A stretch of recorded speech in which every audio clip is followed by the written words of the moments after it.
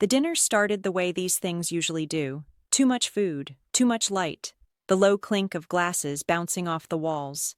I was standing near the sideboard, listening more than talking, when my father lifted his glass. He smiled in that practiced way he used for family events. Calm, measured, comfortable. "I'm proud of all my kids," he said. Then he paused. Just long enough. Except the one who never quite figured it out. No one laughed. No one moved. I felt the heat rise in my face, but I didn't react. I didn't look down either. I just stood there, hands relaxed at my sides, breathing evenly, as if he hadn't been talking about me. What they couldn't see was the thin envelope tucked inside my jacket pocket. I hadn't planned to touch it that night. Not yet. I stayed where I was until the conversation restarted in fragments, forks scraping plates, someone clearing their throat. Then I excused myself and stepped out onto the back porch, where the air was cooler and the noise dulled behind the glass doors. That was the moment I knew the evening wasn't going to end the way anyone expected.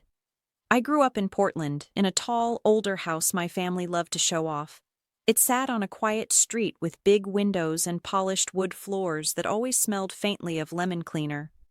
My parents cared deeply about appearances. Order mattered, image mattered. My mother, Elaine, ran a regional retail business. Not huge, but visible. She liked things clean, controlled, and impressive.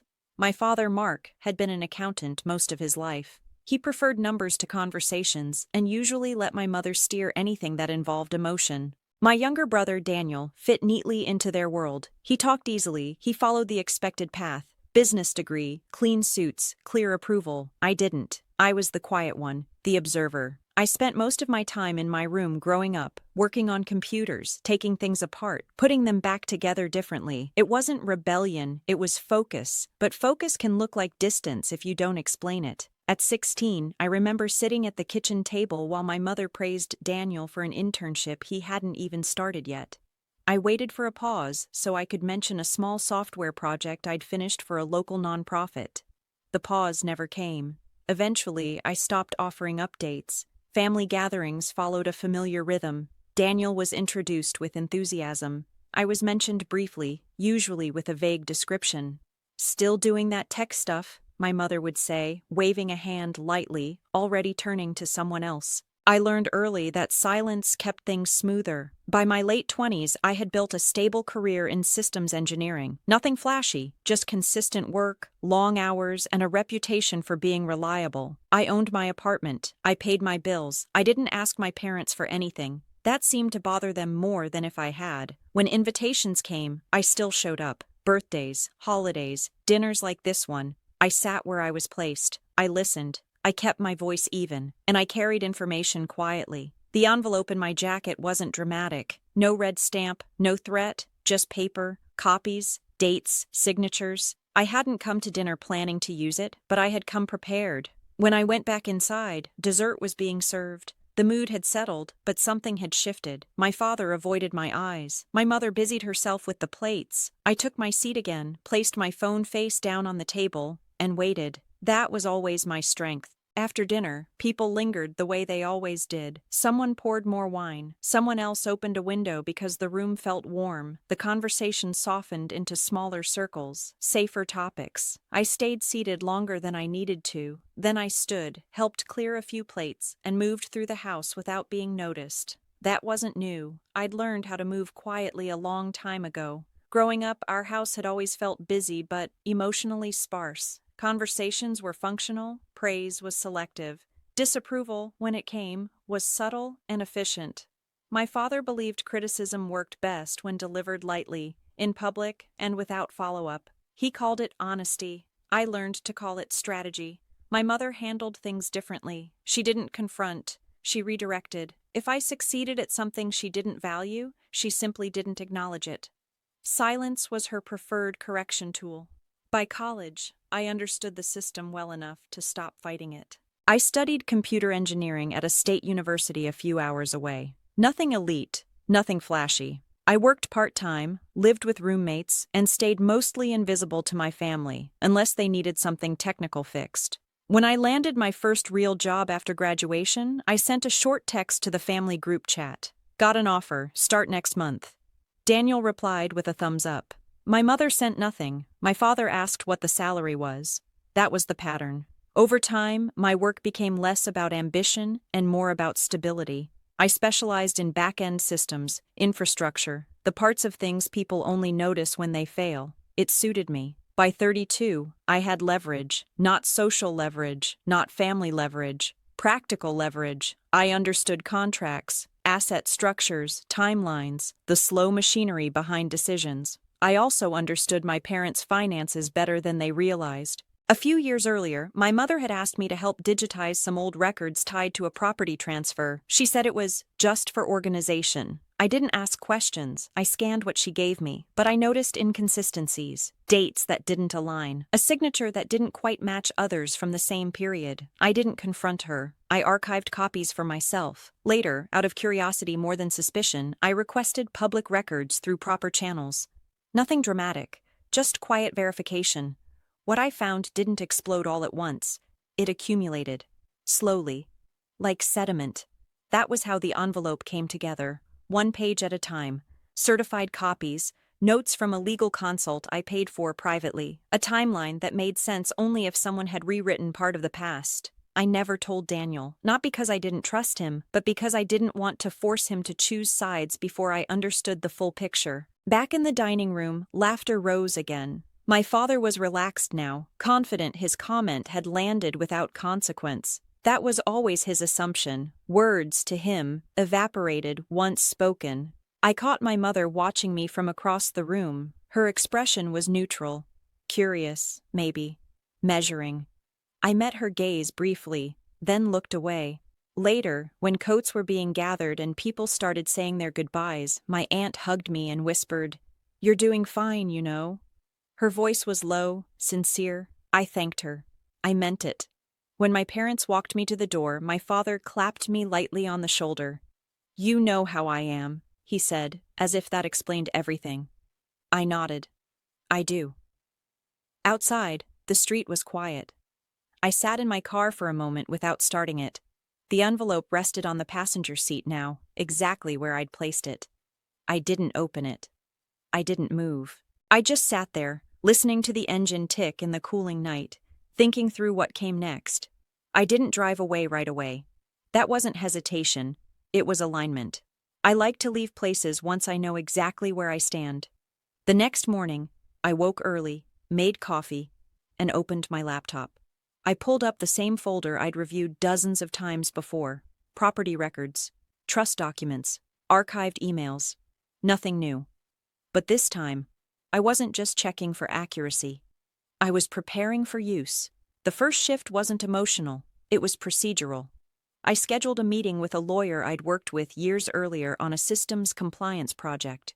We weren't close, but she was precise. That mattered more. I didn't explain the family history. I laid out facts only. Dates, transfers, missing acknowledgments, the altered signature. She read quietly, asked a few narrow questions. Then she leaned back and said, "Someone assumed no one would ever look at this closely." That was the confirmation I needed.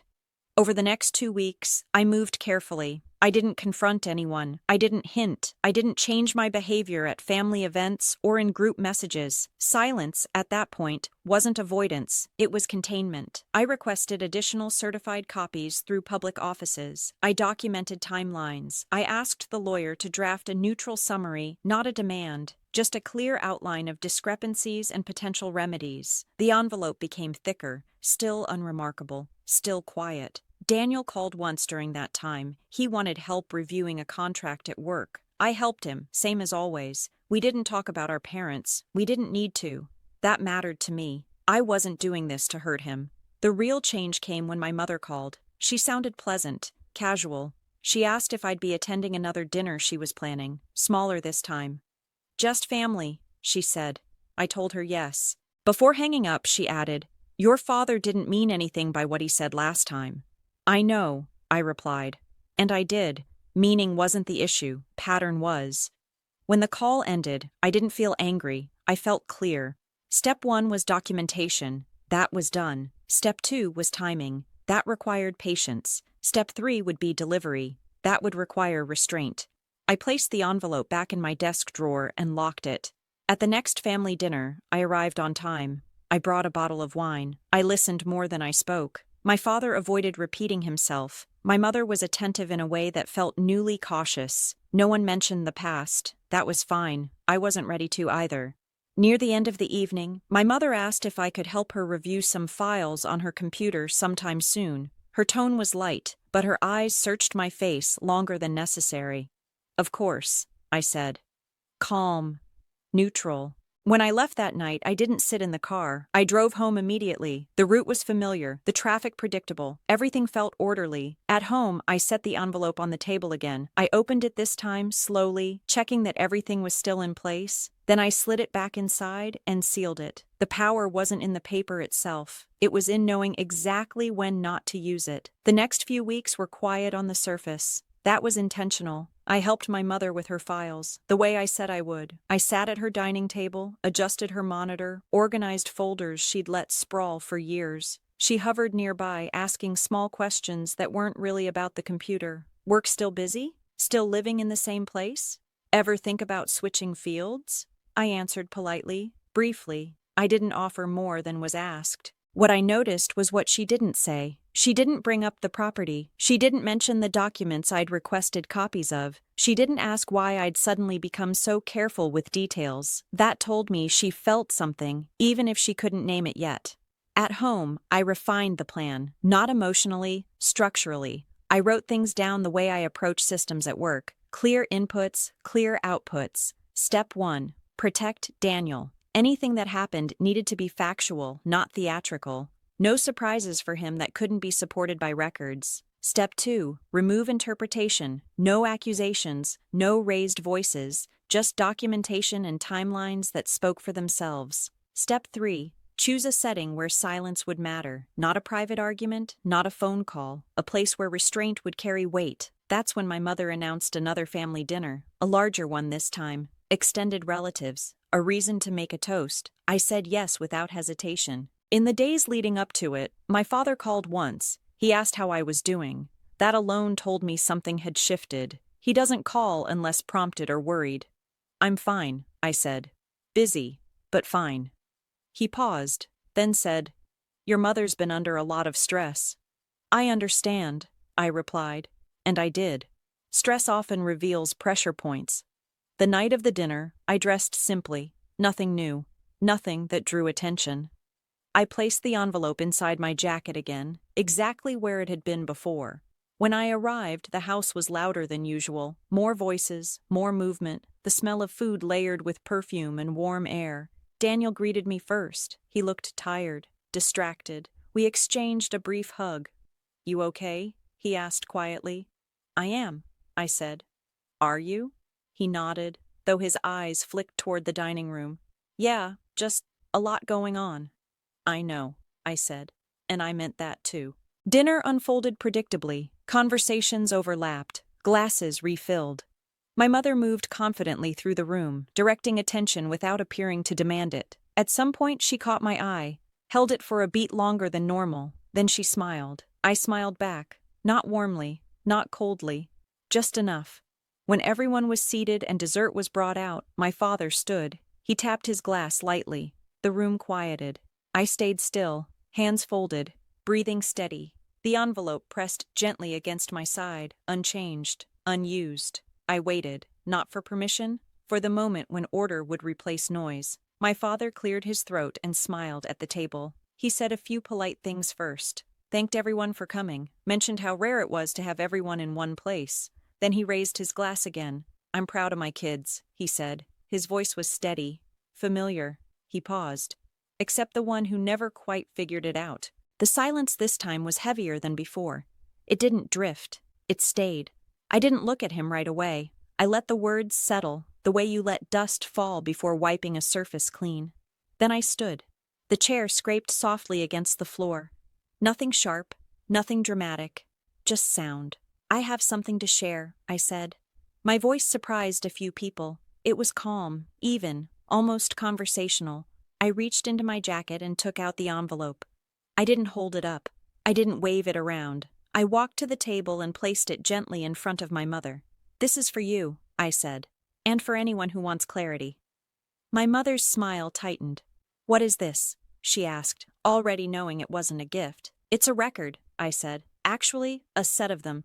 Property transfers, trust documents, original filings and revisions, all certified." No one spoke. Daniel leaned forward slightly, confused. My father looked at the envelope but didn't touch it. My mother did. Her fingers were careful, almost surgical, as she opened it. She flipped through the pages quickly at first, then slower. Then she stopped. The room stayed quiet. Not awkward. Focused. "This isn't appropriate," she said finally, her voice controlled but thinner now. "It is," I replied, "because it's accurate." She looked up at me then. Really looked. "Where did you get these?"